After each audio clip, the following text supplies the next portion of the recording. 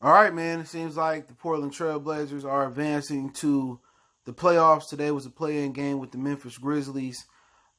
If Memphis would have won today, they would have forced the game, another game, elimination game, which would have been Sunday, and then the winner would have played LA. But Portland goes on to play LA sometime next week. I'm not sure exactly when they kick off. They win 126 to 122.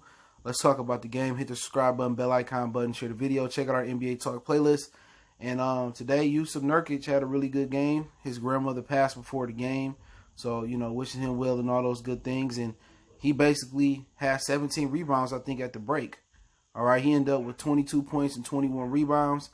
It sounds funny, but they did a great job on Damian Lillard tonight, man. Damian Lillard had 31 points and 10 assists, but Dylan Brooks did a really good job locking him up.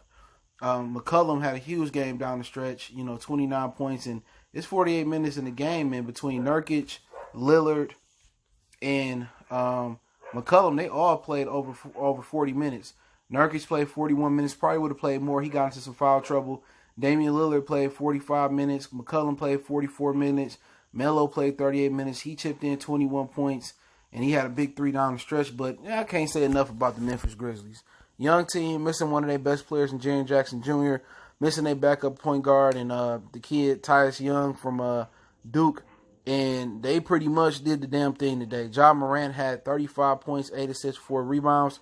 Now, Ja Morant had an excellent game, but he made a lot of rookie mistakes, turning the ball over, careless passes and stuff of that nature when he should have shot it or he should have just made the simple play.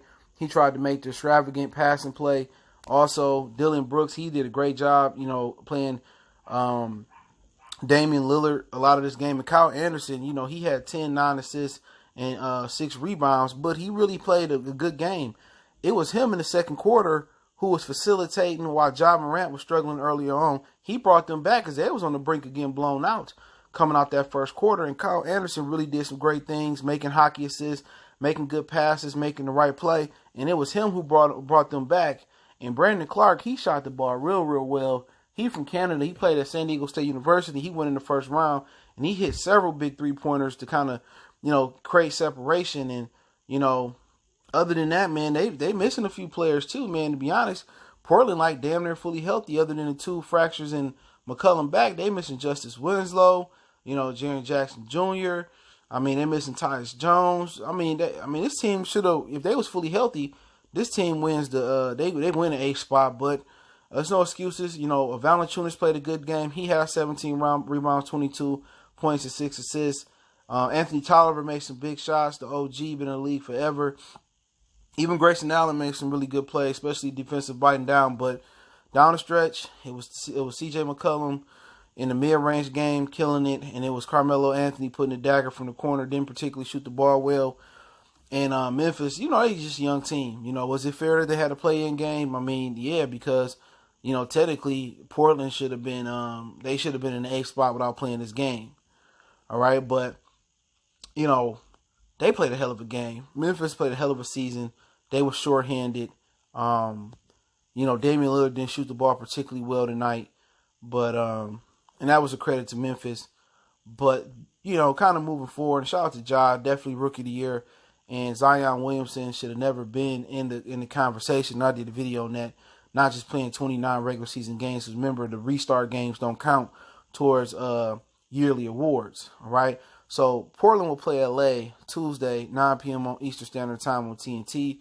That is probably going to be the game of the night right then and there. So the look ahead to LA. I don't think LA have an answer for Damian Lillard, unless it's going to be LeBron James, or they're going to put Anthony Davis on him, and I say that jokingly.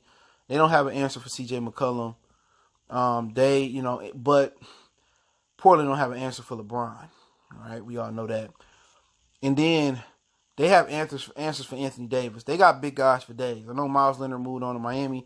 They got Zach Collins. They got Yusuf Nurkic, and they also got Hassan Whiteside. So, Portland got a lot of advantages, but LA has the ultimate advantage. They got LeBron James on the wing, and, maybe Melo can kind of, give an answer to LeBron. But looking forward to that series. I just think LA should win that series. Portland got a chance because they got a lot of good matchups to look forward to. They should dominate the backcourt. They should dominate the boards. Defensively, they should be able to hold down Anthony Davis. But I think LeBron gonna hit that switch switch. He gonna hit that switch, and I just think only thing they can really hope for is Melo. Is Melo is able to hold LeBron and work LeBron on the opposite end. But other than that, what's gonna be the deciding factor is I think the X factor is gonna be the bench play. Kentavious Caldwell-Pope, if he coming off the bench, Kyle Kuzma, those type of guys, Danny Green, kind of the X factors. Can they match Gary Trent Jr.? You know what I'm saying? Can they match Hassan Whiteside?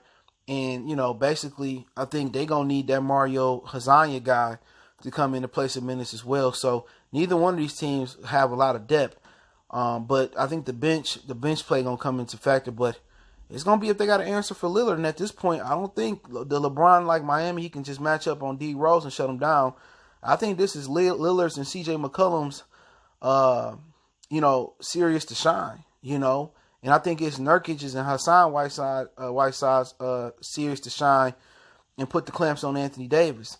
And if the Lillard and McCollum and Gary Trent can dominate the backcourt and Gary Trent off the bench, and Nurkic and Whiteside can do what they do against Anthony Davis, then it's gonna come down to Melo and it's gonna come down to LeBron. And I think this is a great way for Melo to relive. I think this series can go either way, to be honest.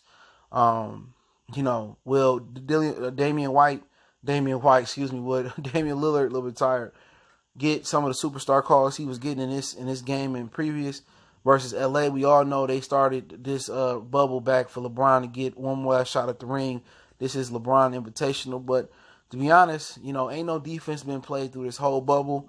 It's going to be offense. To be honest, on paper, man, Portland should have a really good shot at winning this thing. You know what I'm saying? Matchup-wise. But I just think LA going to find a way to do their thing. But if Portland going to win, everything will have to go right with their matchups. But it's going to come down to Melo and that bench. If Melo can match Bron energy, then they going to have a great chance to win that game, man. So I think it's one of my favorites. This is my favorite series other than Oklahoma City and Houston, especially with Westbrook missing a few games.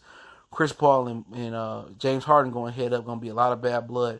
I look for Chris Paul to take over that series. But hey, let me know what you guys think. Check out our NBA Talk playlist. Don't forget me on Facebook, Instagram, Twitter. Appreciate everybody for tapping in. Want to make a donation to the channel? Cash App, PayPal in the description. Cash App, CJ Good 313. Best way to donate is to share the video. Appreciate the love, support. Let me know what you guys think about the game today. Let me know who y'all got rolling with.